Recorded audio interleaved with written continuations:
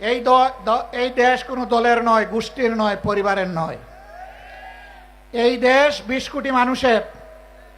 আমাদের সকলকে এক একজন সাচ্চা পাহারাদার হয়ে দাঁড়াতে হবে। অন্যায়ের বিরুদ্ধে এক একজন যোদ্ধার ভূমিকায় অবতীর্ণ হতে হবে।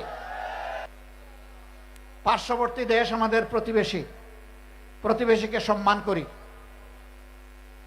আমরা চাই আপনারা শান্তিতে থাকুন। আমরা চাই আপনাদের দেশের ভিতরে মানবিক পরিবেশ তৈরি হোক। আমরা চাই না ধর্মের ভিত্তিতে সেখানে বিভাজন এবং অশান্তি হোক। কিন্তু আমরা দেখতে পাচ্ছি সেখানে শুধু মুসলিম নামের পরিচয়ে মানুষকে নাজেহাল করা হচ্ছে, আর বাংলাদেশের দিকে লাল চোখ দেখানো হচ্ছে।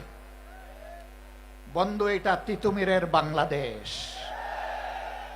হাজী শরীয়তুল্লাহর বাংলাদেশ, শাহ মখদুমের বাংলাদেশ। এই বাংলাদেশের দিকে চোখ রাঙাবেন না,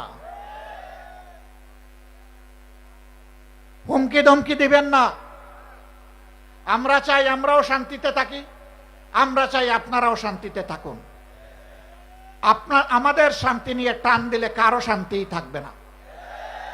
পদ্মা শুকনা মৌসুমে মরুভূমি, আর বর্ষার মৌসুমে এটা দুর্ভোগের কারণ।